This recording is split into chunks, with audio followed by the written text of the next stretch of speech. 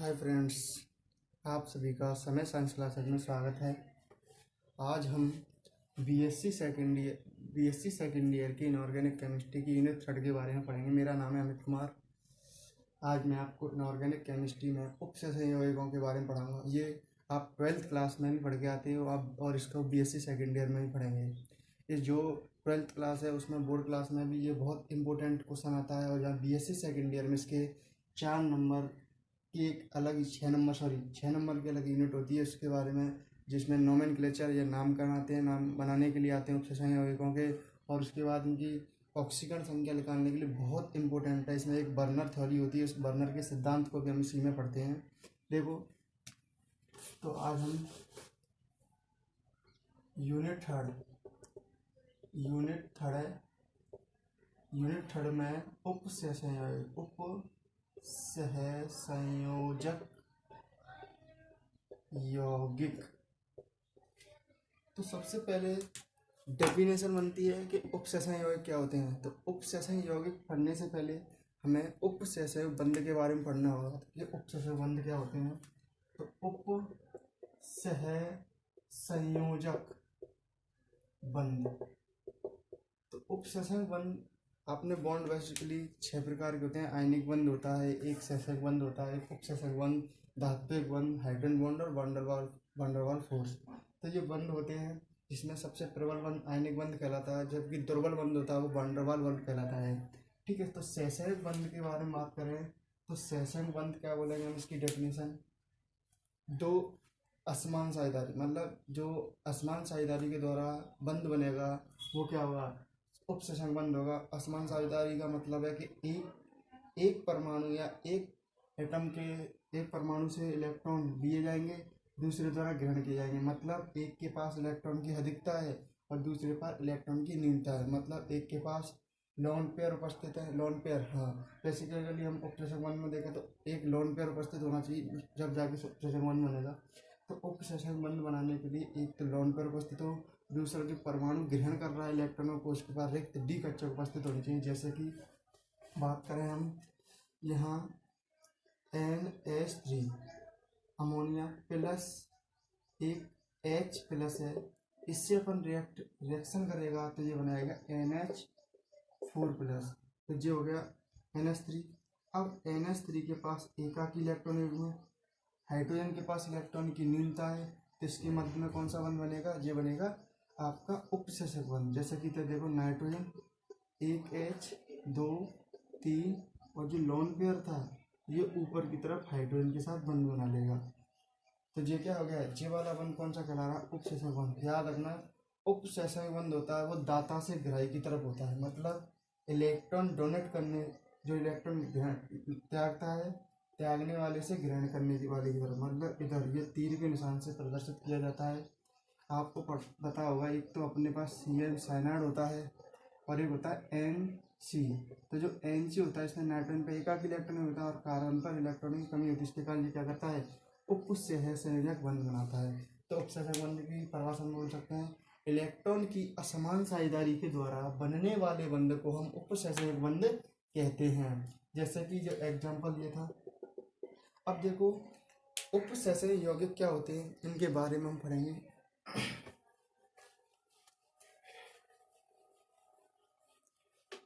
तो उपसहसंयोजक यौगिक की सबसे पहले परिभाषा दी जाती है कि उपसहसंयोजक यौगिक किसे कहते हैं। तो आपको डेफिनेशन सबको पता होनी चाहिए कि वह यौगिक या ऐसे यौगिक जो केंद्रीय धातु परमाणु तथा लिगैंड के साथ उपसंयोजक बंध से बंधे होते हैं, उन्हें उपसंयोजक यौगिक कहलाते हैं। मतलब इसमें क्या होता है, एक M मान लो, एक लिगैंड, तो जो होता है इसको बोलते हैं हम केंद्रीय धातु परमाणु। केंद्रीय धातु परमाणु ये होता है आपका केंद्रीय धातु परमाणु, और ये होता है लिगैंड। तो अपन परिभाषा बोल सकते हैं, ऐसे यौगिक जिनमें लिगैंड तथा केंद्रीय धातु परमाणु के मध्य में उपसंयोजक बंध उपस्थित होता है वो उपसंयोजक यौगिक कहलाते हैं।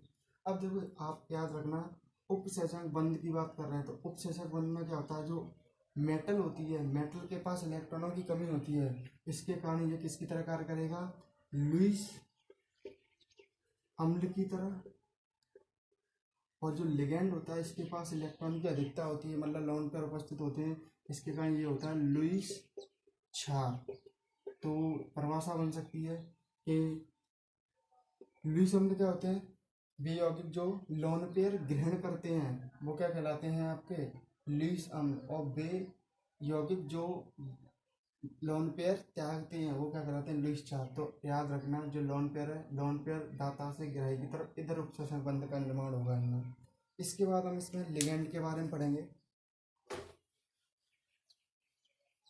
लिगेंड क्या होते हैं, तो लिगेंड के बारे में आपको बताऊं कि लिगेंड क्या होते हैं, तो लिगेंड की जानकारी देखेंगे।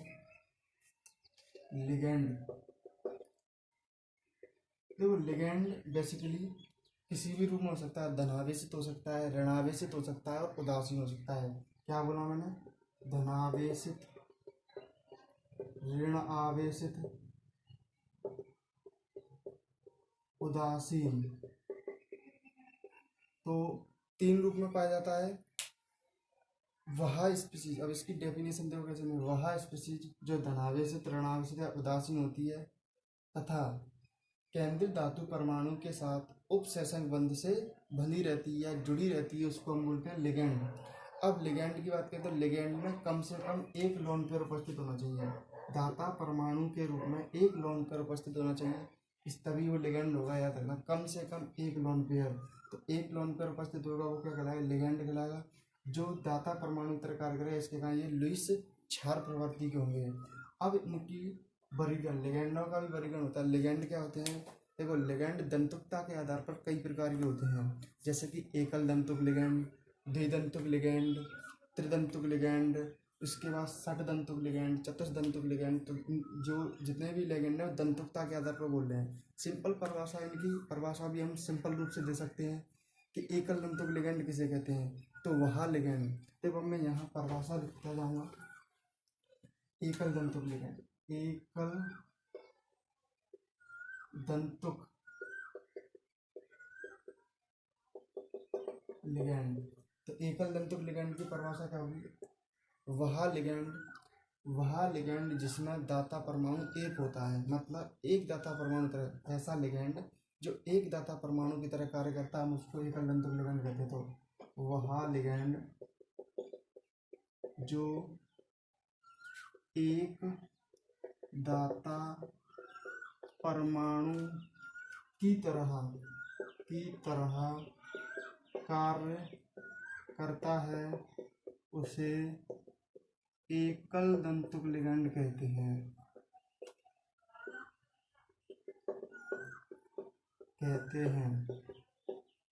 तो वह लिगेंड जो एक दाता परमाणु की तरह कार्य करता है उसे एकल। अब एकल दंतुक लिगेंड में याद रखना जो दंतुकता इनकी एक होगी, जैसे कि एग्जाम्पल के रूप में अपन ले लेते हैं Cl minus, OH minus, Cn minus, CO। इसके बाद अपन लिख सकते हैं Br minus, F minus, I minus, जिनकी दंतुकता एक है, मतलब ये भी ऋणात्मक है, लोन पेयर एक के रूप में पाया जाएगा। ये क्या बोल सकते हैं हम, इनकी दंतुकता एक होगी, मतलब वह लिगेंड जो एक दाता परमाणु की तरह कार्य करते हैं उसे एकल दंतुक लिगेंड कहते हैं। नेक्स्ट है, अब देखो हम एक जनरली परिभाषा बहुदंतुक लिगेंड, पॉलीडेंट्स के बारे में पढ़े, मतलब बहुदंतुक लिगेंड क्या होते हैं। तो बहुदंतुक लिगेंड की परिभाषा क्या होगी, तो एक बार परिभाषा सुन ले। वह लिगेंड जो दो या दो से अधिक दाता परमाणु की तरह कार्य करता है, मतलब दो से अधिक भी, दो की तरह भी कार्य कर सकता है, दो से अधिक तीन की तरह भी कार्य कर सकता है, चार की तरह भी कार्य कर सकता है, उसे हम क्या बोल सकते हैं, बहुदंतुक लिगेंड कहते हैं। अब बहुदंतुक लिगेंड में दंतुकता के आधार पर, उनकी दंतुकता के आधार पर कई भागों में बांटा गया है, द्विदंतुक लिगेंड, त्रिदंतुक लिगेंड, चतुर्दंतुक लिगेंड और पंचदंतुक और षटदंतुक लिगेंड। तो देखो आइए देखते हैं बहुदंतुक लिगेंड। बहुदंतुक लिगेंड, अब बहुदंतुक लिगेंड में हम बात करें तो ऐसे लिगेंड या वह लिगेंड जिनमें दाता परमाणु दो या दो से अधिक होते हैं या दो या दो से अधिक दाता परमाणु उपस्थित होते हैं, उन्हें हम बहुदंतुक लिगेंड कहते हैं। अब बहुदंतुक लिगेंड में दंतुकता के आधार पर द्विदंतुक भी, त्रिदंतुक, चतुर्दंतुक और पंचदंतुक के बारे में इनकी जानकारी लेते हैं। तो देखो ऐसे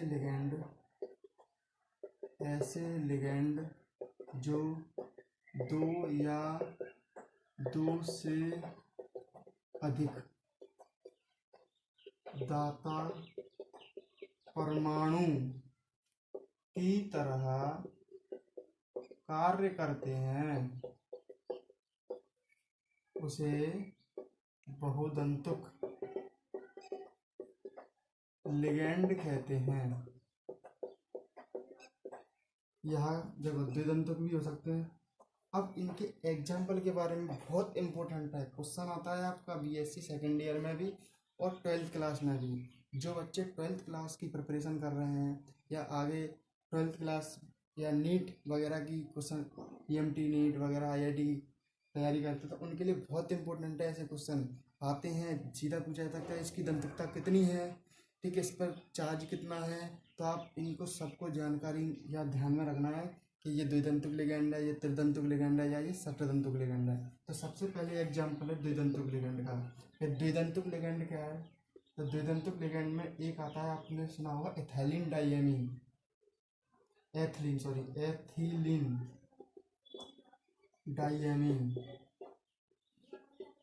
इसको हम EN से भी प्रदर्शित करते हैं, याद रखना। इथाइलिन डाइएमीन EN, ये सिंबल याद रखना, कभी कहीं भी आ जाए। इसकी दंतुकता 2 होती है, देखो कैसे। अब अपन CH2 NH2 जो होता है आपका द्विदंतुक लिगेंड। इसे ही बोलते हैं एथिलीन। क्यों बोल रहे हैं? तो 2 कार्बन आ रहे हैं इसलिए एथिलीन। डाइएमीन का मतलब 2 एमीन समूह, इसलिए इसको, तो इसका पूरा नाम होता है एथिलीन डाइएमीन। इसे EN से प्रदर्शित करते हैं। इसकी दंतुकता के बारे में बात करें तो 1 और 1 2। तो इसकी दंतुकता बराबर 2। इस पर चार्ज की बात करिए या आवेश की बात करी जाए तो आवेश क्या होगा? तो आवेश इसका होगा 0, क्योंकि इस पर कोई नेगेटिवली चार्ज नहीं है, इसलिए इसमें आवेश होता है। तो याद रखना जो EN होता है वो EN कैसा लिगेंड है? तो उदासीन लिगेंड है, याद रखना। ये भी क्वेश्चन आता है कि एथिलीन डाइएमीन ये द्विदंतुकता है। इसके बाद एक नाम सुना होगा तुमने, ग्लाइसिनेट आयन। ग्लाइसिनेट आयन का मतलब क्या होता है? देखो CH2COO माइनस और NH2 मतलब NH2, ये होता है आपका ग्लाइसिनेट आयन। इसको बोलते हैं GLY या ग्लाइसिनेट आयन। इसकी दंतुकता के बारे में बात करें तो दंतुकता इसकी होती है 2। आवेश की बात करी जाए तो आवेश इस पर होता है -1, जो दिख रहा है आपको, ठीक है। तो चार्ज कितना होता है? -1, दंतुकता 2। और ग्लाइसिनेट आयन इसको हम GLY से प्रदर्शित करते हैं। तो ये ऋणात्मक लिगेंड है, याद रखना। वो अभी था उदासीन लिगेंड, ये ऋणात्मक लिगेंड है। नेक्स्ट देखते हैं अपन, एक आपने सुना होगा कार्बोक्सिलिक अम्ल या ऑक्जेलिक अम्ल के बारे में पढ़ा होगा। इसी से हम ऑक्जेलेट आयन बनाते हैं। देखो कैसे, C double bond O minus C double bond O। तो इसकी बात करें तो OX से प्रदर्शित करते हैं, इसको OX से प्रदर्शित करेंगे। दूसरी बात, इसको C2O4 -2 के रूप में भी लिख सकते हैं। इसकी दंतुकता के बारे में बात करी जाए, दंतुकता इसकी होती है 2। चार्ज कितना होता है इस पर? आवेश, तो आवेश की बात करें तो -2, याद रखना। दंतुकता भी 2 और आवेश कितना होता है? 2। ऑक्सीलेट आयन बोलते हैं इसको हम, ऑक्सीलेटो आयन, ठीक है। इसके बाद नेक्स्ट है EDTA। एग्जाम्पल 4th है इसमें, 4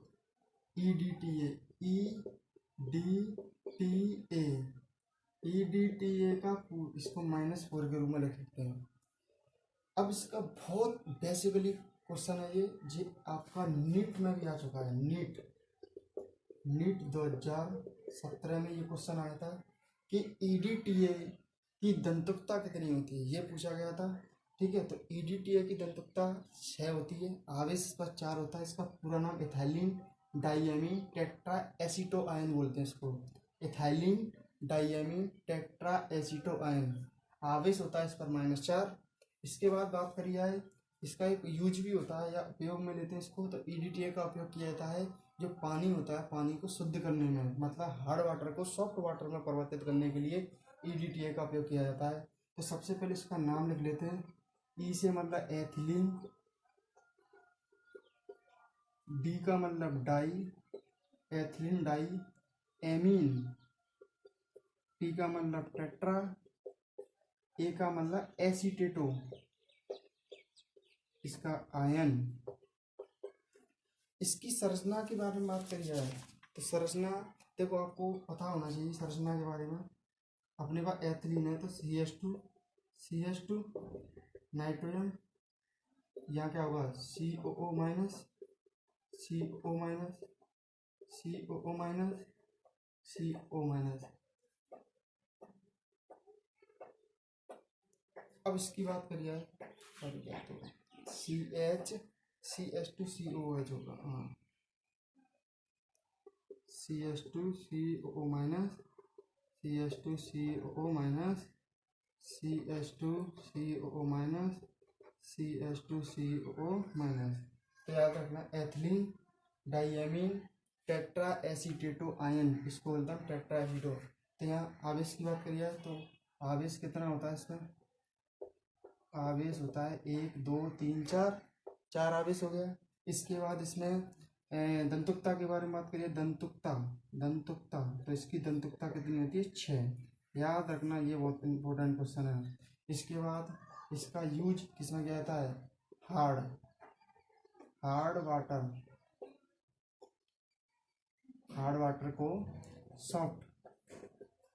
वाटर को सॉफ्ट वाटर में परिवर्तित करने के लिए इसका उपयोग किया जाता है।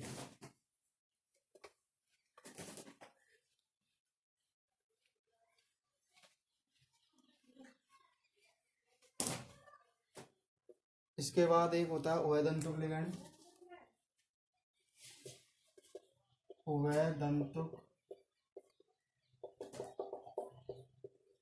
उभयदंतुक लिगैंड क्या होता है, तो देखो उभयदंतुक लिगैंड के बारे में पढ़ने से पहले हमें, उभय का मतलब होता है 2, मतलब एक ही परमाणु या एक लिगैंड दो एक बार में 2 दाता परमाणु तरह कार्य करें, तब बोल सकते हैं वह लिगैंड जिसमें 2 दाता परमाणु उपस्थित होते हैं, परंतु एक समय में एक ही परमाणु केंद्रीय धातु परमाणु से जुड़ सकता है। सॉरी, एक समय में एक ही दाता परमाणु केंद्रीय धातु परमाणु से जुड़ा होता है या जुड़ सकता है, उसे हम उभयदंतुक लिगैंड कहते हैं। तो वह लिगैंड जिसमें 2 दाता परमाणु उपस्थित होते हैं, परंतु एक समय में एक ही केंद्रीय धातु परमाणु एक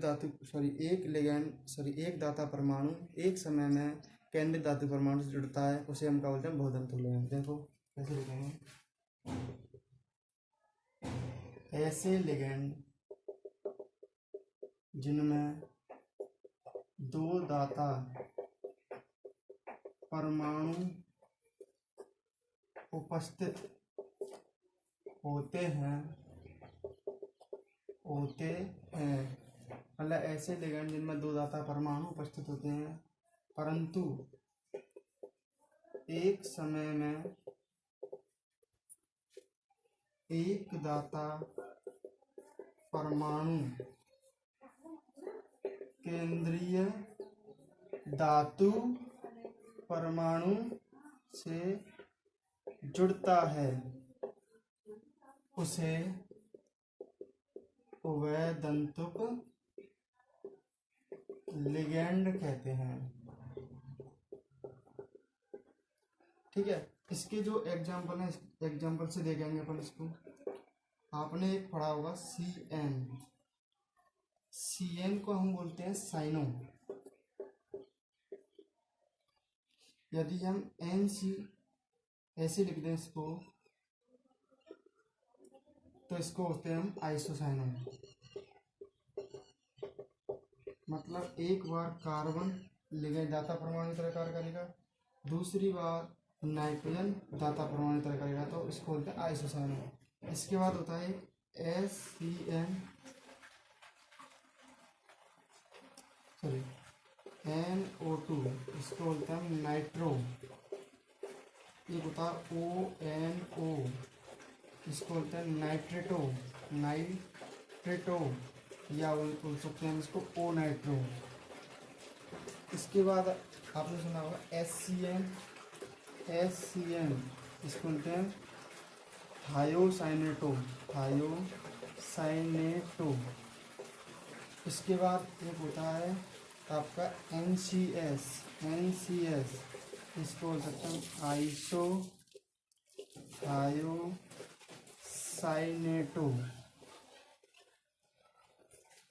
तो वैधंतुक लिगैंड ऐसे लिगैंड जिनमें दो दाता परमाणु उपस्थित होते हैं परंतु एक समय में एक दाता परमाणु केंद्रीय धातु परमाणु से जुड़ा होता है, उसे हम वैधंतुक लिगैंड कहते हैं।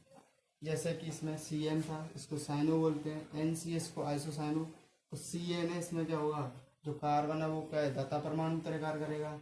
NC है, इसमें क्या होगा नाइट्रोजन, आइसोसाइनो बोलेंगे इसको, नाइट्रोजन क्या होगा दाता परमाणु तरह कार्य करेगा। यहाँ NO2 नाइट्रो है तो इसको नाइट्रो, इसमें नाइट्रोजन इसलिए इसको नाइट्रो समूह, इसमें नाइट्रो समूह क्या करेगा दाता परमाणु। यहाँ ऑक्सीजन नाइट्रो क्या करेगा दाता परमाणु तरह कार्य करेगा, इसलिए इसको नाइट्रेटो या ओ नाइट्रो। SCN में S थायोसाइनेटो, N की तरफ से करेगा तो आइसो थायोसाइनेटो। ये आपके क्या होते हैं वैधंतुक लिगैंड।